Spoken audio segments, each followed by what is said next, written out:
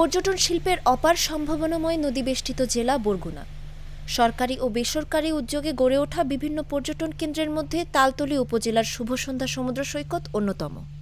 বঙ্গোপসাগরের কোল ঘেঁষা এই সৈকতের প্রাকৃতিক সৌন্দর্যের পাশাপাশি রয়েছে বিস্তীর্ণ বনভূমি।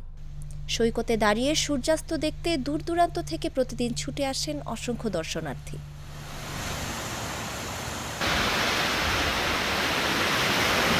বর্তমানে ভাঙনের কবলে পড়ে সৈকত ছোট হয়ে কমতে শুরু করেছে প্রাকৃতিক বনাঞ্চল।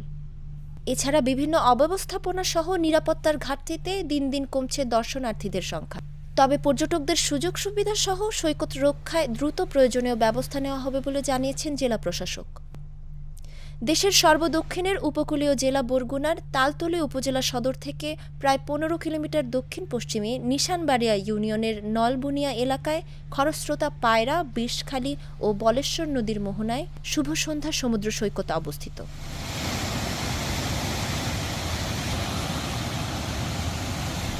শুভসন্ধ্যার অন্যতম আকর্ষণ হল ৫ কিলোমিটার দীর্ঘ বেলাভূমি। শুরুতে ঝাউ ও আকাশমণির বিশাল বন সৈকতটিকে করেছে আরও আকর্ষণীয়। বিশেষ করে বিকেলের সূর্যাস্তের সময় এই সৈকত রূপকথার মতো লাগে। সৈকতটি এখনও তুলনামূলকভাবে জনবহুল না হওয়ায় প্রকৃতিপ্রেমীরা এখানে নির্জন পরিবেশে প্রকৃতির সঙ্গে সময় কাটানোর সুযোগ পান। তবে অনুন্নত যোগাযোগ ব্যবস্থা, সৈকতের অব্যবস্থাপনা, নিরাপত্তার ঘাটতি এবং প্রাকৃতিক ভাঙনের কারণে পর্যটকদের আগ্রহ কিছুটা কমেছে। নয়নাভিরাম সৌন্দর্য দেশ বিদেশের পর্যটকদের কাছে তুলে ধরতে এখানে আয়োজন করা হয়েছিল জ্যোৎস্না উৎসব। শুভসন্ধ্যা সমুদ্র সৈকত ঘুরে দেখা যায় ভরা জোয়ারে ডুবে আছে চারপাশ। ভাঙনের ফলে পড়ে আছে শত শত গাছ।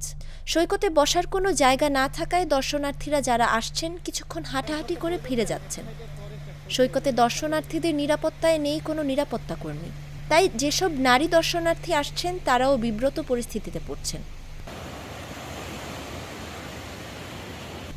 অনেকের অভিযোগ এখানে বখাটেদের উৎপাত বেশি। এছাড়া সৈকতে সরকারি গণশৌচাগারটিও বেহাল। দুটি শৌচাগারের একটি খোলা থাকলেও তা ব্যবহার অযোগ্য। সরকারিভাবে ২ কক্ষের সাম্পান নামে একটি ডাক বাংলো করা হলেও সেখানে নেই খাবারের ব্যবস্থা। শুভসন্ধ্যা জুড়ে দর্শনার্থীদের খাবারের জন্য রয়েছে মাত্র ৪টি চায়ের দোকান।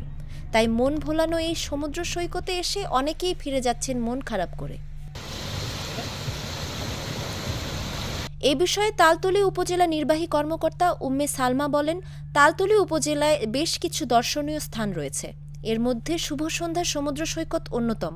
পর্যটকদের সুবিধার্থে এখানে রাতে লাইটের ব্যবস্থা সহ নিরাপত্তার বিষয়ে পুলিশের ঊর্ধ্বতন কর্মকর্তাদের সঙ্গে কথা বলব।